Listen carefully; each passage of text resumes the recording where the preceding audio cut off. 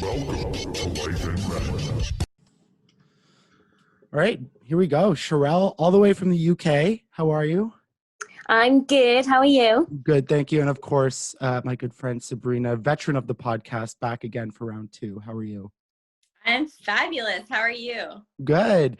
I'm so happy both of you could join me. And I know you guys just had a chat not too long ago, so we'll make sure we point people to that as well. But I think now is a great time to have you both on and talk about our mental health experience with our own stories and struggles, because something I've been really kind of worried about with this whole pandemic was this upcoming winter. And I know we have some good news with vaccines and some cases going down but cases going up in other places. So I thought it'd be a good opportunity just to remind people that we're not alone in this, and we all have different perspectives, even all the way from England all the way down the street in Canada. It's kind of universal feelings. So Cherelle, I'll start with you. What's a little bit about your mental health story? I know you started a YouTube channel, but tell us a little bit about your story. Okay, so I've had kind of issues with anxiety from a very, very young age, which stem around a kind of a childhood trauma. And it got significantly worse when I gave birth to my first child. So I'm a mum of two, and my first child was born 3 years ago. And it really, really ramped up to a very debilitating point. And so although I've always had anxiety, what happened once I had the kids was it turned into health anxiety. And I just became so obsessed with worrying about my health to the point where I just couldn't function. I became very, very mentally unwell. So in the UK here, we have something called a crisis team. So if you're very, very, very much struggling, they try in the UK not to section people unless it's absolutely necessary. And so we have a crisis team, and it's basically 24/7 care of psychiatrists, nurses that will be with you whenever you need them to. So I was under them for quite a long time, and I managed to claw my way out of it. But I got to, a very, very dark place with it. Slightly trigger warning, but I did become very suicidal, and kind of now I'm at the other end of it. That's why I'm kind of doing the YouTube, and just to kind of raise awareness for health anxiety, because I feel it's something that isn't really, spoken about a lot. Mm-hmm. And, I think that's something we've all struggled with and share in common, which is unfortunate. I always say, when you're not alone, but not alone in these feelings, it's like, it's good, but it's also really like kind of sad that we all have to experience that. SabriNa, I know we did a whole episode on you, and it was absolutely fabulous. And I learned so much. For people who haven't checked that out, what is, a little bit of your story as well on how mental health affects you? Yeah, so I know when we spoke, there was like varying degrees, and I always say like my mental health, it changes its face, right? So I've dealt with anxiety, eating disorder, pure OCD specifically, which also when Cherelle and I were speaking, we realized we both have pure OCD, and I hadn't really met anyone who also struggled with pure OCD, health anxiety, panic disorder, so like varying degrees, right? And it's just being able to keep that positive mindset to get through. Mm-hmm. Pure OCD, that is something I never heard of before. And I know that was a big point of our chat, was differentiating, the common OCD, like, oh, turning on, like, the people kind of make fun of it, I guess, or use it very lightly. Once we spoke, and then I had another gentleman whose name is Liam, who's from Amsterdam, actually from Ireland, but lives in Amsterdam. And he also suffers from pure OCD, and we had a chat about that. So SabriNa, can you explain a little bit about what pure OCD is and a little bit of how it affects you?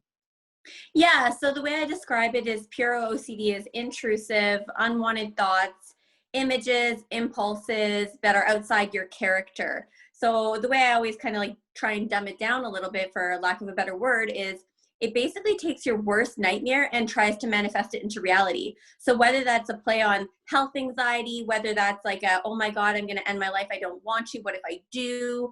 I spoke about, my fears around what if I hurt my husband? I don't want to hurt him, but what if I do? And everything inside of me was telling me that I might do something like that. And the way professionals distinguish the difference between someone who might actually do that versus somebody who's struggling with pure OCD is the debilitating anxiety that's connected to it. So it puts you into such a debilitating state where you don't want to leave your house. You don't want to be around anyone. You almost want to be locked away. And it's hard to think about anything else. And I know that Cherelle also dealt with something like that. Liam, who I just spoke about, his manifested into, what if people thought I was a pedophile?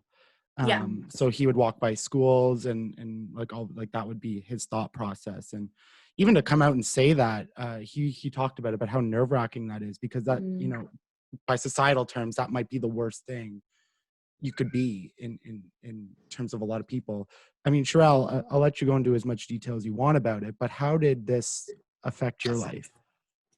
Well, yeah, it's just, it started off when I was younger, and kind of like what SabriNa said, it was very much kind of, what if I hurt my mum, having these awful kind of images of, attacking my mum with a knife, and just these such, as SabriNa said, out of character thoughts. And of course, because you're the one who's thinking it, you think, oh my gosh, I must be terrible. I need to be locked away. Something's wrong with me.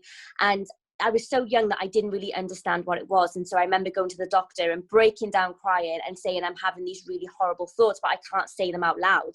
And the doctor was like, just say them. And even just speaking them out loud, as you just spoke about the gentleman that you had on, it can be terrifying because you think that people are going to judge you, that people are going to think you're terrible. And it happened after I had my first child as well. And I wasn't really sure if it was just manifesting as my pure OCD or postnatal depression, but I was so obsessed with my daughter, as most parents are. I was besotted with her that I didn't really want anyone to hold her, because I was so worried about something happening. But then I kind of turned it around on myself, thinking, well, what if I hurt her? What if I drop her down the stairs? What if I do this? And what if I do that? And having these awful images in my head that I was just so, ashamed to speak about. But then now, I realized that that's not me. That's not my intentions. And most of us, as SabriNa said, we manifest our worst nightmares, the things that we really despise, all of these awful things. And our brain kind of, it's just like brain farts, as I like to say. It's just random thoughts that happen. But sometimes it makes us panic, because even thinking those thoughts and saying it out loud makes us think, is this me? But now I'm in a position where I know the thoughts are thoughts. They're not me. They're not reality. Most of them are nonsense. But, there was a time where it took me to some really dark places, and I felt like, I'm destined to live this way forever. And being like that is terrifying. But I think telling people what's going on in your head, even if it sounds crazy, can be really like just therapeutic, Mm-hmm. One of the, I don't have that disorder, but one thing sometimes I do with my anxiety, and it's something I've been working with through therapy, is something will happen and then I will create this scenario. So this big thing that I had was at work where I thought my boss hated me. And then everything that was starting to happen, like I would ignore all the good things, but like walk by me one day and not say good morning, I'd add that to the bucket. I'm like, oh, you see, they just did that. Oh, they didn't put an exclamation mark in the email. I'm in trouble. I'm going to get fired. You know what I mean? So it's funny that, and I don't know if you both experience the same, but even that we are aware of the mental health, I think we're all kind of in the community of advocacy and talking about it. And, we meet a bunch of people and we hear stories, but it's sometimes like, even with all that, and we know it, we still, I sometimes get lost in it still. I still get sucked in by my anxiety, or I still get sucked in by my depression, even though I know it's the thoughts or it's the feelings. It's like, that's what's so scary about it, that you can have all the information and it still wins. Like SabriNa, I don't know, do you feel, because I know you're very proactive on how you manage your life and you manage your mental health. Do you experience sort of the same things even with all that work you put in? Oh my God, yes. And I always say it's like a blessing, but a curse, because there was a time in my life, and I speak candidly about this, that I was unaware. I was in it, and I was so in it that I didn't see what was happening. And that almost sometimes, I guess, felt easier because you were just going through it. Still scary, still hard, but now being aware of it, I feel like it's like a full-time job. you have to catch it, you have to see it, you have to know what to pull out, and it's exhausting. And I'm sure you can speak to the exhaustion that comes along with it, and so could Cherelle, even with like the health anxiety and trying to remind yourself, nope, this is just a thought, this is not me, and seeing it, but still being able to fall a victim to the traps of mental health. I mean, it is a full-time job. Mm-hmm. Cherelle, is sort of a similar thing. Like, I know you said you kind of came out of it a little bit on the other side, but does it still creep in for you? Oh gosh, yeah, absolutely. I think a lot of people with anxiety, we all want a cure, don't we? We want to just get rid of this feeling. But the truth is, and I always hate kind of giving this answer to people, is that I don't think anxiety can be cured. I think that we've evolved, and we're designed to feel anxiety, and it keeps us safe. However, people with anxiety disorders, it gets to the point where it completely takes over their life. But for me, I'm at a place now where I can manage my anxiety. I live with it in harmony. Don't get me wrong, there are certainly times where it creeps back up. Like, for example, my daughter 2 weeks ago, she was a bit unwell, just standard snotty nose, toddler cold. But I didn't eat really for like 3 days. I didn't sleep properly because I was so I thought she had meningitis. I mean, it's ridiculous now looking back, but when I was in it, I was taking her temperature, and just I really got sucked back in, and that can happen. And we do have these blips, but the important thing is I managed to get myself back out of it, and kind of each time, as time goes on, I've learned more about myself, how not to trigger myself, how to deal with a crisis when it comes up. But it does take time to get to that point, and I think hopefully in years to come, when my daughter has a cold, I won't necessarily freak out straight away, but it's definitely always there in the background. I kind of sometimes feel like it's hanging over my head, waiting to just downpour. But definitely as time goes on, I'm just learning more about myself, So it's just a process that is ongoing, I think. Yeah, I think that's one of the biggest messages when I speak or when I talk to people, is that it's like you said, like SabriNa, you said, it's a full-time job. You said it's a process. It doesn't necessarily it doesn't stop. It doesn't just go away. You can't just take pills or go to therapy once and all of a sudden you're like, I'm all better, woohoo, right? And I think that discourages a lot of people, and that, prevents them from continuing their help, or for continuing to put in the work. And that's one thing. You have to put in the work in order to at least manage it. Excuse me. Now, I don't know what the situation is in Wales. I know the UK, from what I followed in the news with COVID, like London was hit pretty bad, but I believe they just opened up. You guys are the first to get the vaccine, which rolls out tomorrow as we record this. For you, and I'll ask you this both, because when this pandemic first hit, I was a mess. Everything went out the window. Everything I built, all the routines, all the work I put in over the years of being like, okay, I will go to work, I'll go to the gym, I'll go home and make dinner, like that whole system I built of wellness got thrown out the window as I got stuck indoors. And like for the first month of the pandemic, I was just a complete wreck of anxiety and depression. And I think, speaking about your daughter, I have young siblings, and every time they're sick, I'm like, oh my God, do they have COVID? Oh my God, like, I'm not even a parent.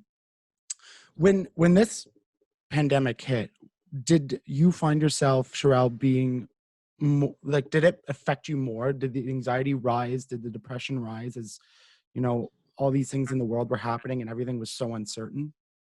Yes, absolutely. So weirdly with me, and I've spoken to a lot of people with health anxiety that have said the same thing, I wasn't actually worried about the virus as such. What I was worried about is getting something wrong with me, like a life-threatening illness or having symptoms that needed attention and not being able to get that help because of the pandemic.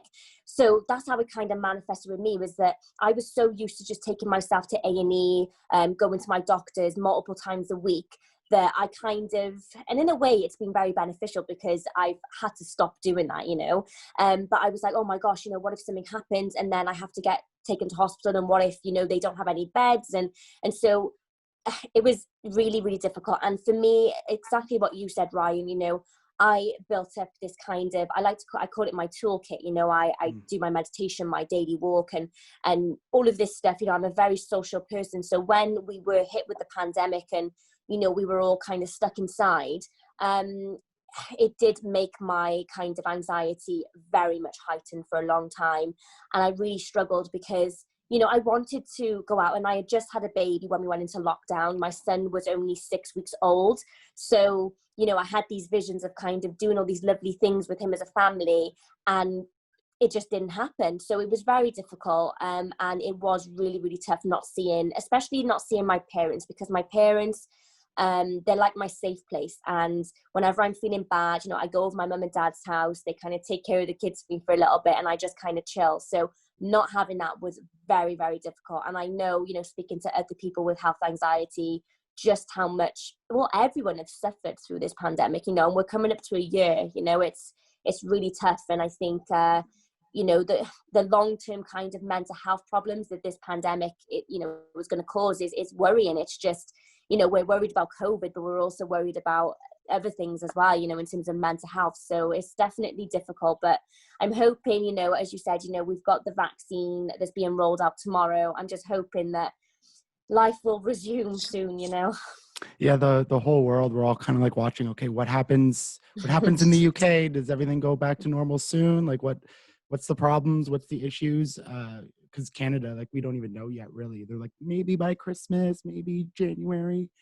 SabriNa, I'm curious about you, and what's the most interesting thing is we've kept in constant contact since March. We've worked together with TEDx, and, you know, we've been in constant contact, but, you know, my bad, I never really checked in about, you know, how you're doing and how everything kind of affected your life.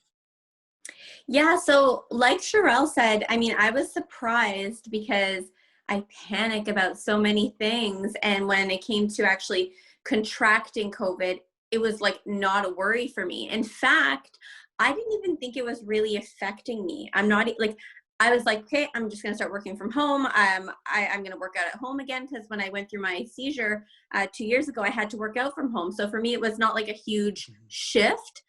However, in the midst of it all, I did not realize it was, I guess, on a different level affecting me, because all of a sudden a lot of, and I haven't even spoken about this publicly yet, so it'll be the first time here, a lot of my eating issues started coming back. So I started getting very ritualistic with some of the eating behaviors I had in the past, things I had overcome. I ended up going back into therapy a little bit, because I was like, oh my God, this cannot be coming back. I thought that I was past this. And to see that kind of come back again really showed me that there was an underlying stressor taking place within my life that was bringing that to the surface. So it was really starting to manage that again. So in retrospect, I mean, yes, there was a lot of different things. And then my husband was laid off. So I guess it wasn't COVID direct, but it was everything surrounding it that ended up showing up in other areas of my life. Yeah, well, I found myself also kind of resulting back into old habits as well. Like you said, how that start to come back. Like, I've been really good with my socialness and I'm an extrovert by nature, but then I get anxiety around it. So it's really weird. But like my depression like really came back, and like my motivation, that's the biggest thing. I'm always quite motivated. So if I need to work out, even if I don't want to, I can force myself to, things like that. But once, you know, you're stuck in home and not seeing anybody, I went 6 weeks without seeing my family. And like you, Cherelle, my family is everything. Like, I go to them for everything, and not seeing them, like, it's a complete deterioration. A little bit away from the doom and gloom, but, you know, let's take something actionable about this. We've talked about our struggles a little bit, what we've been through. How do you work to come out of it? And SabriNa, we'll start with you, because I've always admired how proactive and how much, you know, kind of positivity and hard work you put into doing this and sharing it with everybody. How do you work on and kind of overcome these things like anxiety? What are some of your go-tos, like Cherelle said, which I loved, like your toolkit or your toolbox? So I have so many, right, over the years that I've created. I think like the number one thing is to be honest, right? To call yourself out on it. So like to say, okay, hey, these eating issues are coming back up. Because then once I can determine what it is, then I could take those actions. So example, I decided, okay, I'm gonna call my therapist. I'm gonna start talking about this. It was going for more walks because I was working out inside, and I remembered when I had gone through my seizures and I was feeling very anxious because a lot of that anxiety was coming up. I would go for a walk early in the morning before the day has even really begun, to just connect to nature and to be with something larger than myself. So going for those walks, incorporating the meditation practice back in, because despite COVID, work seemed to get even busier for me with supporting the businesses and stuff. So I was taking time to meditate, looking at my nutrition. I started talking to my nutritionist again. What can I eat? You know, certain things we eat actually affect our mitochondria, our gut health. So looking at that as well, supplementation, Adaptogenics to support the anxiety that I was feeling. So basically just digging in and keeping up with the gratitude journal, the fitness. It was the first time in my life where I just didn't want to work out. And I'm like a go-getter. Like I've been born with meditation, not meditation, sorry, born with motivation. And I think that that's something I'm really blessed with. But I felt like I was just so in a rut where I was kind of feeling sorry for myself again. So when I started going back to these things and using those tools, I was able to pull myself through it. Cherelle, what are some of the things that work for you? Yeah, so people ask me this a lot, and I always say, you know, you've got to make your own personalized kind of toolkit, because, you know, what helps me might not help somebody else. Like I know for me, for example, crocheting baby blankets is very therapeutic, but that doesn't mean to say that it's going to be the case for everyone. But I mean, I think there are a couple of things that are kind of universally you know, scientifically proven to, you know, kind of help anxiety. You know, one being exercise. You know, we know that exercise is good for us and good for our mental health. And for me, I hate the gym. I hate exercise in general. I just don't enjoy it. But I have been for the last week just going on walks, you know, as SabriNa said, getting up in the morning, which is typically when a lot of people's anxiety is kind of heightened. And before the day is even started, you know, go out, connect with nature, have a nice walk, and even just the fresh air is very, very nice. And I think especially during the pandemic, when, you know, a lot of us are in, you know, in quite a lot. And I know it's getting cold now, especially it's getting very cold here in the UK, but I'm just wrapping up and getting out. Gratitude, you know, is something that I incorporate into my day as well. Before I do anything, every morning before I brush my teeth, anything at all, I sit there and I say out loud 10 things that I'm really grateful for, and I make those things different every single day. And I think the reason why I do that is because gratitude has been proven to lower anxiety and stress, you know, when you do it on a long-term basis. And, you know, I think SabriNa might have told me this, it might have been that you can't feel anxiety and gratitude at the same time. So, I mean, there's something in it. So those two definitely, again, what SabriNa said, gut health. I'm kind of big into gut health at the moment, in terms of there's certain foods that I know that trigger me. I know that sugar makes me feel very anxious. I know that dairy makes me feel quite sluggish. Supplements, you know, and there's other things as well, you know, like I know that, you know, connecting with friends and family makes me feel better. So I've got to a point now where I've kind of treated the last year as a bit of an experiment. Like, what triggers me? What makes me feel worse? Let's do less of that or eliminate them. What makes me feel good and what makes me happy, and let's do more of that. And that's essentially how I've created my own little toolkit of things that I know are really beneficial to my mental health. I love that you both mention kind of like experimenting a little bit with what works, and it's funny because that's exactly what I've done as well. Some things, I mean, exercise, I think we're all in agreement like that, and I'm like you, Cherelle, like I was an athlete in high school, and like I enjoy it now, but like I don't necessarily like the thought of going to the gym and working out, and I get self-conscious, and it's never been like, but you just know it needs to get done. And now I've found some enjoyment in it. Getting out in nature, that's something I really started doing in the summer. I bought a bike.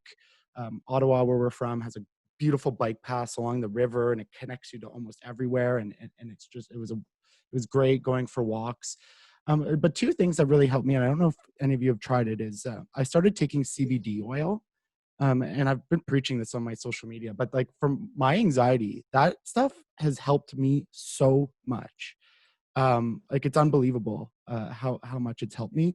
And I also started taking these mushroom supplements, and you know, with lion's mane and reishi and quadriceps and all these different types of things. But I've actually, I mean, whether they're placebo effect, I don't know. But I really find an increase in my energy and especially my creativity. Like I just feel like I can come up with better ideas at work or things like that. So those things, I don't know if any of you have tried that, but I'm also very interested in gut health and researching all those things and finding out what works and what doesn't work. And yeah, kind of doing these experiments on myself and hoping for the best.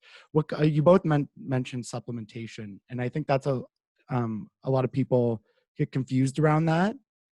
Cause you know, you see like a health and wellness influencer being like, take oil of oregano and then you don't need to get vaccinated. And you're like, oh my gosh, what are you saying? I know, SabriNa, you connected me with Natalie, I'm actually going to be chatting with her tomorrow as we record this. So that's going to be great. But SabriNa, I'll start with you. What supplements do you take that you find actually really kind of help with your mental health and energy and all those different things? So what's really amazing is the reason I connected you to Natalie is I'm doing some schooling at night for holistic nutrition. So I'm only learning more about the gut health. So adaptogenics have been huge in my life. So whether that be L-theanine, which is an amino acid that regulates and calms the body, ashwagandha, GABA, these are all huge. GABA specifically, we have that neurotransmitter in our brain. Sometimes we just don't have enough of it. So it's a natural supplement.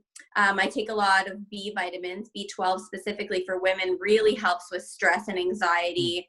I know magnesium. So there's a lot of different supplements I take. Glutamine for the gut health, just to line my gut for my digestion, because I do struggle with IBS and stuff like that. And then just circling back to what you said about CBD, I do take CBD oil at night. And it's been like incredible for my sleep, because Cherelle mentioned a lot of people get anxiety during the day.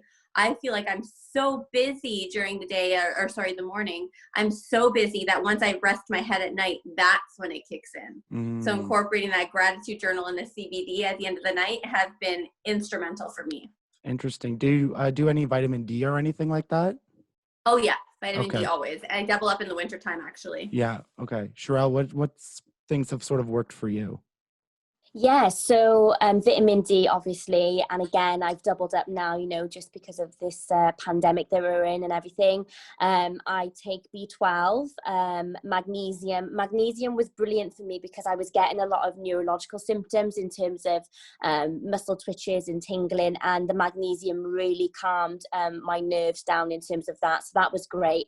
I also take zinc. What else do I take? I do take quite a handful. I take,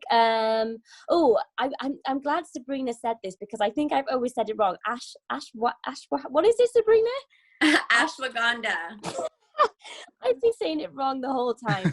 Yeah, I take that, and that's been really good. It did give me a couple of side effects at first, which kind of put me off, but I've kind of now worked through it, and I find that really great. I also take omega-3 because omega-3 can be great for like neural recovery. So yeah, those are the general ones that I take. I have been interested in taking CBD. I just haven't really looked into it too much. And another thing that I'm quite interested in, but again, a little bit worried about, is I want to microdose with psilocybin. But I just don't know. There's a strong history in my family of like severe mental illness. And I'm always a bit like, oh, what if it triggers something? But I've heard brilliant results from it. So, I mean, I definitely want to research into that because, you know, people have, there's some clinical, you know, trials to show that it's kind of eliminated a lot of like really intense anxiety in people. So yeah, I'm currently studying more about these kind of things and what can help. But I mean, SabriNa has some brilliant ideas. I'm definitely going to slide in your DMs later and get some more tips because yeah, I take the generic ones, but I want to figure out, you know, what's best for me. So yeah, no, and Cherelle, I've heard a lot about the psilocybin as well, and the rewiring of the brain. Something I do want to mention, Ryan, because I think it's incredibly important if somebody's listening. Adaptogenics are great, but if you are on an antidepressant of any sort, you should not be taking an adaptogenic because it could actually make you much worse, and you could have severe side effects. So people need to be aware of that. And often if you just see, you know, a nutritionist who recommends it, they may not mention that part. And, you know, you seeing a nutritionist should always mention what you're already currently taking in terms of supplementation as well, because these all do have chemical effects in the body. Right. That's good to know, because I'm like, oh, maybe I'll look into it, but I am on antidepressants, so maybe not such a good idea. Funny enough, you brought up, I'm super interested in the psychedelic and psilocybin, and I had a researcher actually on. I can plug my podcast again. Her name is Haley Duran, and she's currently studying her PhD in that in the University of Alabama. So got to learn about, you know, how all that works and what the research is. And I don't know, is that legal in the UK? No, Yeah, it's not. And obviously, you know, CBD isn't either, but oh, come on, Boris, let's go. Let's figure this out. That's interesting. So psilocybin isn't legal in Canada either, except they have granted cases for people who are in hospice. So when they're dying, they've been granted exceptions. But I like watching the states, you know, like Oregon just passed it, Colorado, a bunch of states are getting involved here. And it's kind of, okay, when's this going to start funneling up to Canada?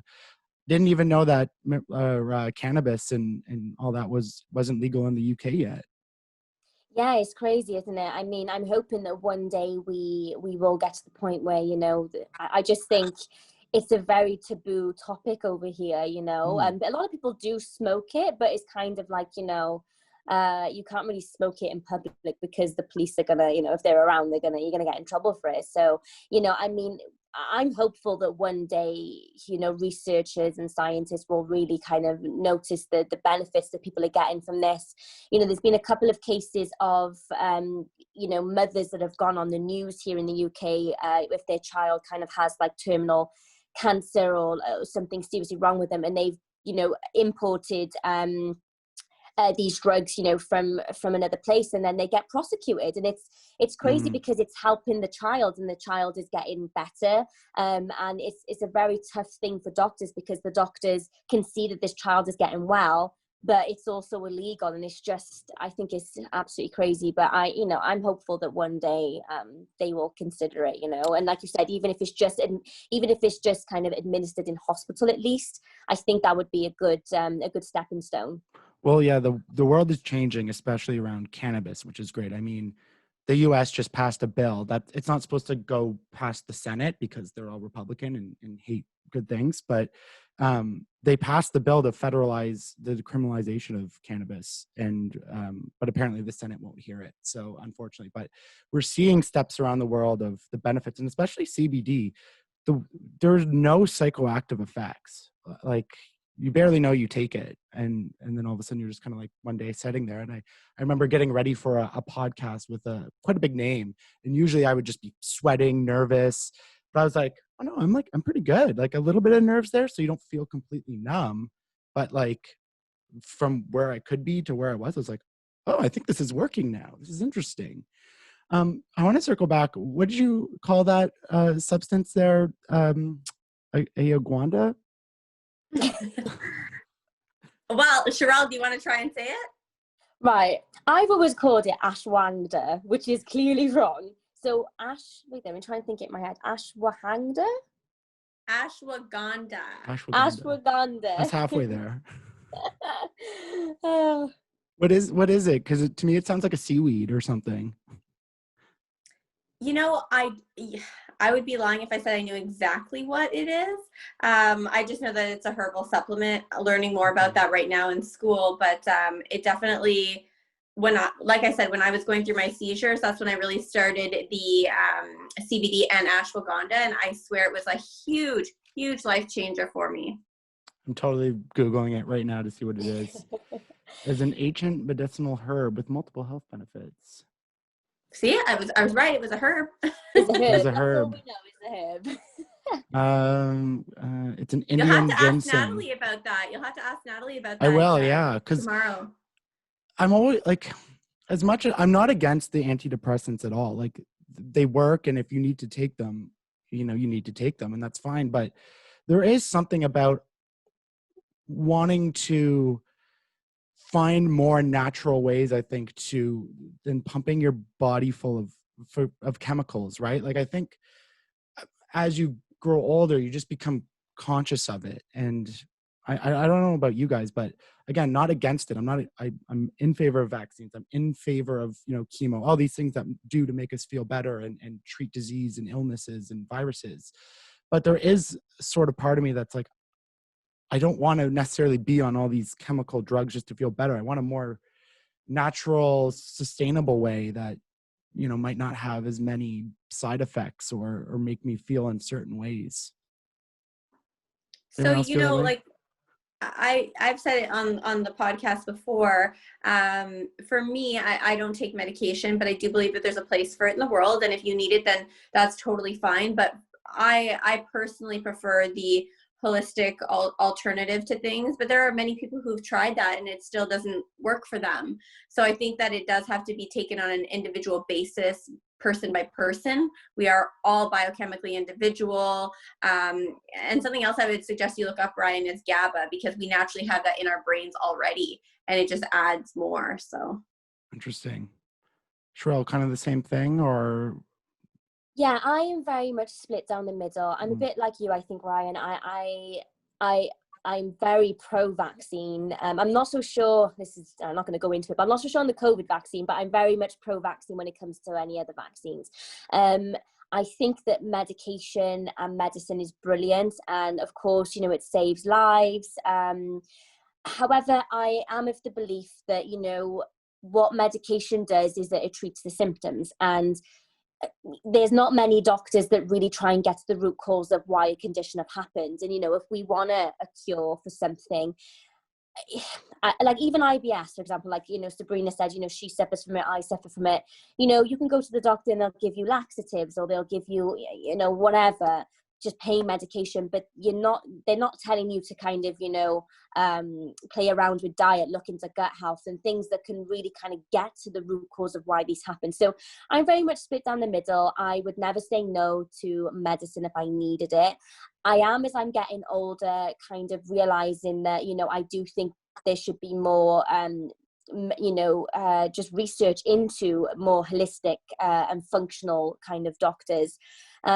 So yeah, I'm kind of like in the middle. I wouldn't say I'm more for one than the other. I just think both work together great, and it depends on what your condition is, how severe it is. Of course, it's just a very kind of personalized thing. But yeah, I'm for both. Yeah, no, I had an ND, what's the word? A naturopathic doctor on. It was a while ago, but one of her best things, because people who don't necessarily look into wellness, or it's very stigmatized in a lot of ways. A lot of people are like, oh, it's, very hippie, very, tree hugger, all that different stuff. But she just put it in a great way. She's like, I want to work with your doctor. What does your doctor have you on? We can try these things. And like, we're all working together as a team to get you working in a proper function. It doesn't have to be either or. It can be, a little bit of this, a little bit of that, and we're working for the best, kind of chemistry to get you better. But I think and we've talked about diet. I mean, that's like the most kind of like natural way of taking care of your body in a way. And it's something we never discuss. I know it's a big frustration for a lot of people throughout this pandemic on how we've all been told to isolate, which again, I totally understand, but there's never been an emphasis from anybody on boosting your immune system, on exercising, on making sure you're healthy in order to, if you do get sick, try to give your body the best chance to fight it. And I think that's a big takeaway I'm taking from this whole pandemic is it doesn't even have to be this virus, but just flus and colds and all these different things. Like, what can I do to just give my body the best chance to try to, be healthy and fight off these different things? I am curious, and I know it's all individual based, but what are some things that you incorporate in your diet? Because, and I'm really looking forward to speaking with Natalie, because there's nothing that confuses me more than the diet and nutrition, because as much as people say it's science, there's like so much, bias and subjectivity to it all. Like, I was listening to one podcast where he was talking about, you don't even need to eat vegetables. You can eat all meat and blah, blah, blah. I'm like, oh my God. And then there's the vegan podcast where it's like meat's all bad and it's giving you can't. I'm like, I don't know anymore. What am I supposed to do? So, I mean, what works for you? And Cherelle, I'll start with you. What are some things that you notice a big difference, whether you started taking them and you notice, or if you don't, have a salad that day, you'll notice a difference? What are some things in your diet that really kind of work?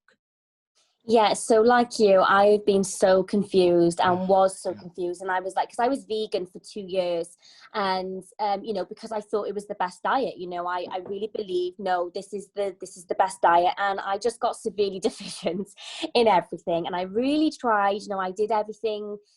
I was like a hardcore vegan, I was one of those like, reposting the slaughterhouse videos. I was one of those. But it just didn't work for me. And I had to come to the point where I felt like, right, my body is not agreeing with this. And, it really does come down to what our ancestors ate. It comes down to our genetics. So people who are really pushy with diets need to understand that, okay, great, it might work for you, but it doesn't mean it's going to work for me. So, and again, some people go on a carnivore diet and they've cured autoimmune diseases and stuff.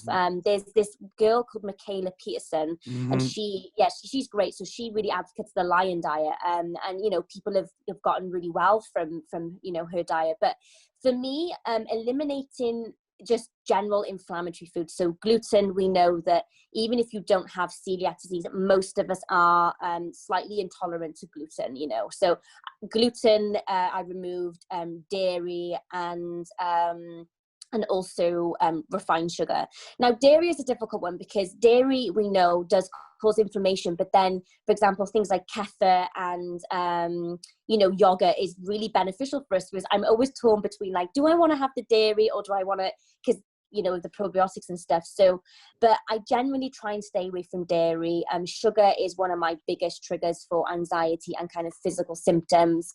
I incorporate a lot of, I try and have a lot of live foods. I grow my own broccoli sprouts for sulforaphane. I don't really eat meat, but I do eat like wild salmon and stuff. But again, I'm still, in this place where one day I'll read something and I'll think one thing the next day. And I'm just like, why can we not agree on what the best diet is? I just want somebody to say to me, this is what you need to eat. This is what's going to keep you healthy. This is going to boost your immune system. But we're not there yet. Yeah. And I'm glad you brought up broccoli sprouts because that's something I heard. And then this whole other podcast went and was like, no, that's really bad for you. It does that. It maybe gives you this, but it gives you all sorts of bad things. And then, so do you know who Dr. Rhonda Patrick is? I'm obsessed with her. Obsessed. Yeah. Okay. So I'm watching her battle that carnivore guy who said it's bad. And they're both on their Instagram stories, like not directly talking to each other, but they're blah, blah, blah. And like, I'm just kind of like watching it, like passively being like, ooh, I don't know what's happening. SabriNa, are there things, because I know you, and you're doing the nutrition, so you have a pretty good insight into this. What are some foods that really work for you or might not work? Honestly, Cherelle just basically described my diet.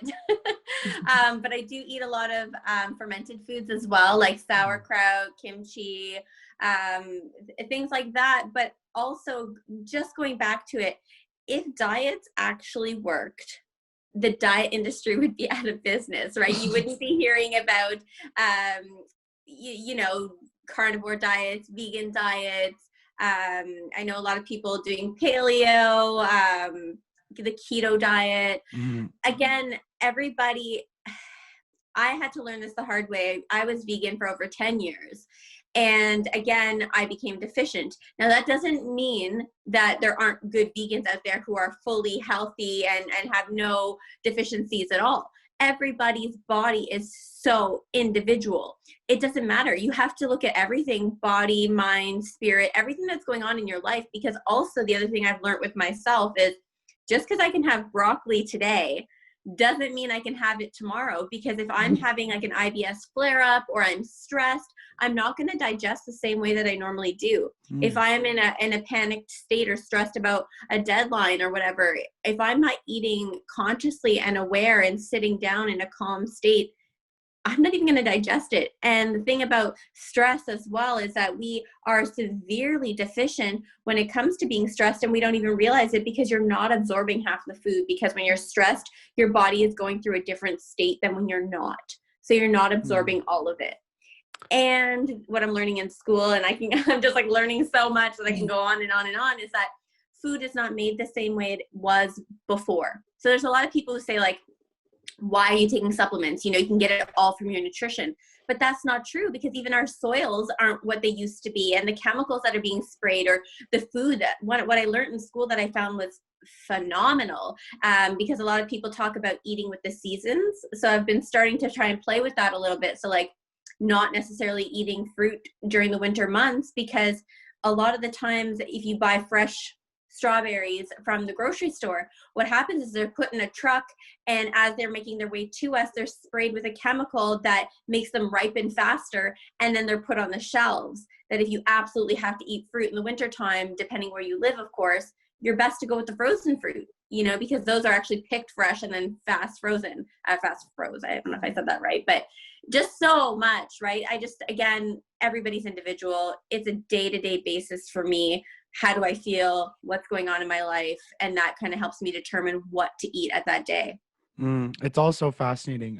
I had someone who is like a farm educator, like agriculture educator, and we were talking about that because, you know, the way we use pesticides and how many things we put on the foods to, you know, keep them from being eaten. Like you said, the stuff they spray on in the trucks, the stuff that goes into the floor, like.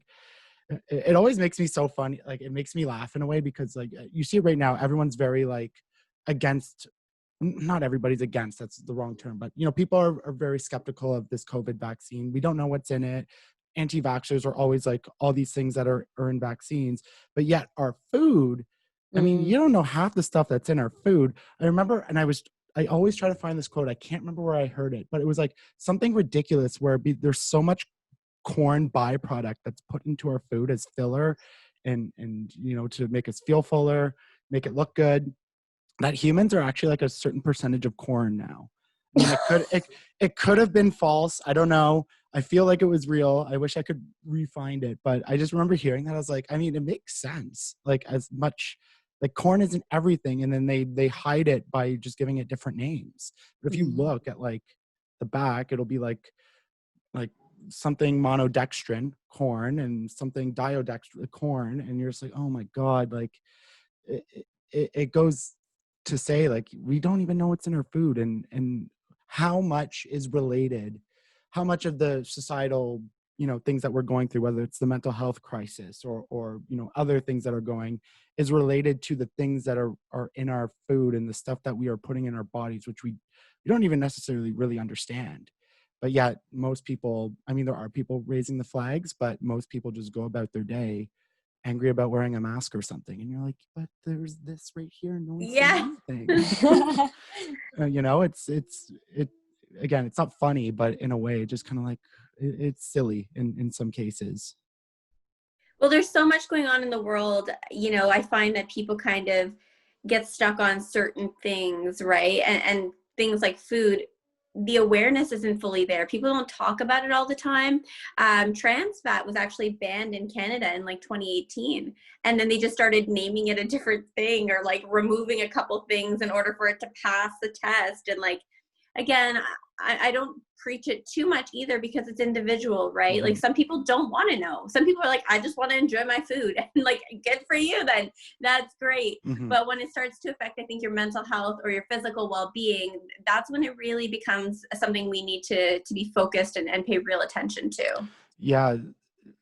Like, I mean, how long was fats labeled as like bad for your heart or something like that? Then all of a sudden there's been this resurgence where it's like, yeah, trans fats are bad, but there's actually a lot of like healthy fats that you need in your diet to be healthy. And everyone's like, oh, darn. But apparently that was like, I mean, not to get into conspiracies, but that was like a whole thing with the sugar industry or the bread industry or something like that, that they lobbied the government. So I'm like, oh God. Cherelle, I did have a question for you, but did you have anything to add to the food stuff? Because I don't know what things are like in England and how everything kind of gets deciphered food-wise there, if there's a better education process or not. Yeah, so I think the food here is, I mean, like, for example, our breakfast cereals are nothing like yours. We don't have any like artificial coloring, or like we don't have Missing all the out. crazy, like Lucky Charms that you guys have. It's all very plain looking. So I think we are slightly more health conscious here a little bit. But again, I agree. I just think it's all so confusing. And like what SabriNa was saying as well, is that, you know, things being covered in pesticides, and it's just very much like, it's difficult to know what to do for the best. I try and remove pesticides from my fruit, especially when I give them to my kids. And there's like different ways that you can do that. You can use like vinegar, you can use like baking soda and all these kind of things. But yeah, it is like, you know, we don't know what we're putting in our bodies half the time, even if we are vegan and, you know, we think we're having the best diet and wherever, you know, where we get our food from. It's just tricky. It's just, we can't fully get rid of chemicals, you know, they're kind of everywhere, you know, they're in the air that we breathe, the food that we eat. So, I mean, it's really tricky. And especially when you have some kind of issue, maybe it's IBS or an autoimmune disease, and you want to get healthy, you know, it's a real battle, because you've got to fight against these things that, you know, we have no control over, like the chemicals they put in our food and stuff. So, yeah, I mean, I think, we are slightly a little bit more health conscious, but I think, you know, we're generally pretty similar as well. Mm-hmm. I think that the biggest example of that is like the Beyond Meat craze, where everyone was like, "Oh my God, Beyond Meat, it's healthy," but it's like, no, it's all chemicals and vegetable oils. Like it's not good. It's probably worse actually. I know everyone needs to get going, got to get back to work and everything, but Cherelle, I did want to ask, because I'm always so curious when talking to people around the world. You know, SabriNa and I are familiar with the absolutely terribly complicated system of mental health that we have in Canada that is almost impossible to navigate and find help you need. You did mention it a little bit with that crisis team, which I think is like why do we not have that here? Can we do that? Can you, I mean, it's a big question, but like just kind of like Cole's notes, can you explain a little bit about how the mental health system works in the UK? Yeah, so I mean, so if you go to your doctor, if you're struggling, obviously, you know, doctors either will try and prescribe you an antidepressant, you know, I know we've touched on that, but generally what they do in the UK is they refer you for a 6-week course of cognitive behavioral therapy. And so we have something called primary mental health and secondary mental health. So primary mental health deals with anxiety, addiction, you know, OCD, and then secondary deals with psychosis, schizophrenia, bipolar, and those kind of things. So you get referred kind of down one path. And my anxiety got so extreme once they actually put me as secondary. And once you get down to secondary mental health, that's when you get access to the crisis team. So anyone can access the crisis team. If you go to your doctor and you tell them that you're planning, you know, you're suicidal, or that you're very, very mentally unwell, the crisis team will essentially take you under their wing. It comes into practice immediately, and they are basically there. They normally give you like 10 days and they get you out of a crisis. So what they do is they will drop you medication all hours in the day. You can ring them at 4 o'clock in the morning. A psychiatrist will come to your house and talk to you. So it's really, really a great service that we have here in the UK. You know, if you're suffering, and it is generally to try and stop people from having to be sectioned.